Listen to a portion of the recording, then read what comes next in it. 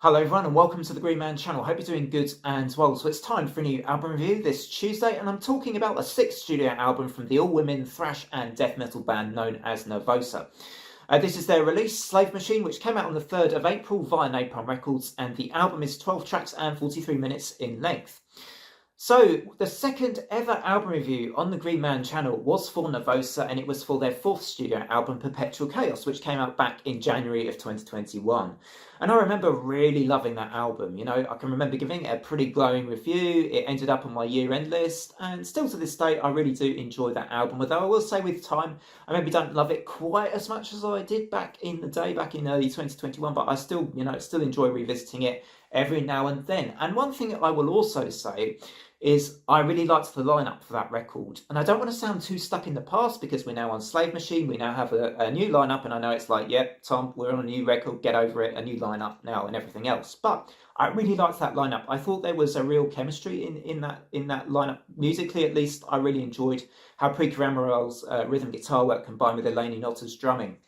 And I thought there was just something there, a spark that worked on a lot of songs on that record that I really liked. So, we move on now to studio album number 6, which came after the big lineup change for Jailbreak, their 5th studio album. And I quite liked that album, but, I haven't been back to that one much. And, Prika has taken front and centre with vocals now as well. And, actually, this album, though, I think is pretty good. It's a solid record. And I feel this maybe is the album that offers sort of a sign of potential for the future with this lineup.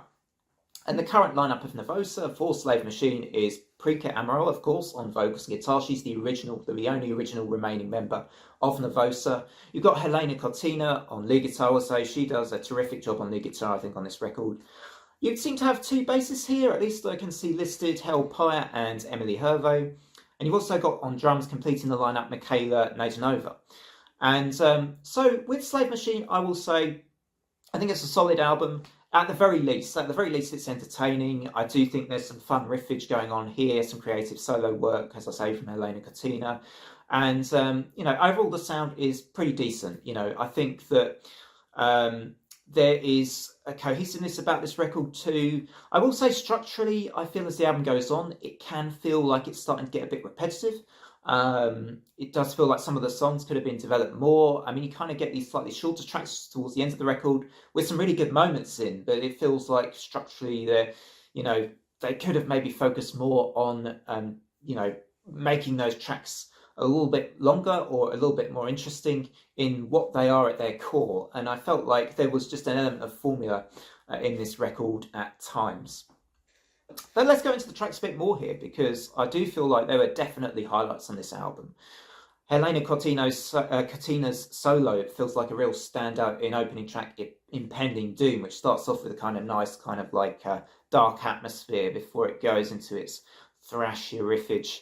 And I really enjoyed Slave Machine, which I felt was like is the standout track in respect of Prika and her vocal performance. And I think she sounds really good on this album, actually, and very confident throughout.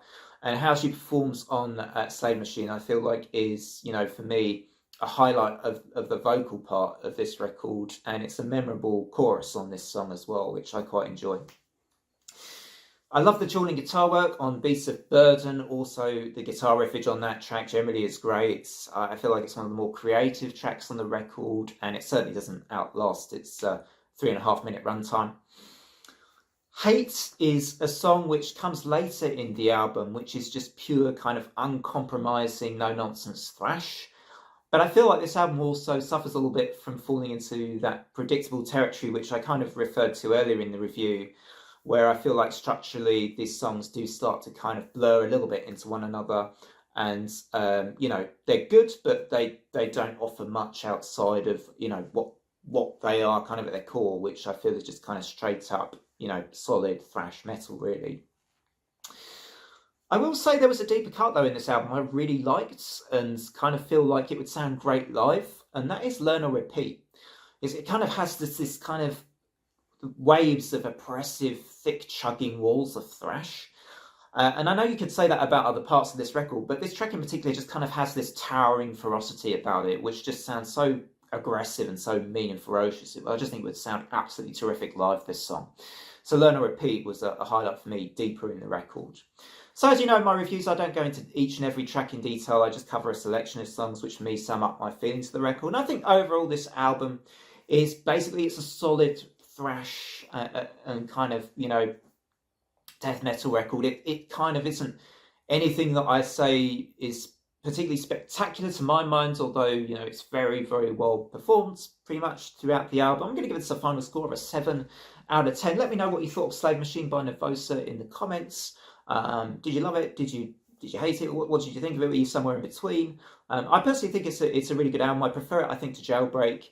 But for me, it's nothing that I think will end up on certainly not on my year-end list. I doubt it anyway. It might. There have been surprises on the Green Man in the past, but for me at the moment, I'm feeling it's probably not going to end up on the year-end list. But it's still pretty solid. It's enjoyable, and that's where I'm going to leave this review. So, yeah, from me, until the next time on the Green Man, it is bye for now.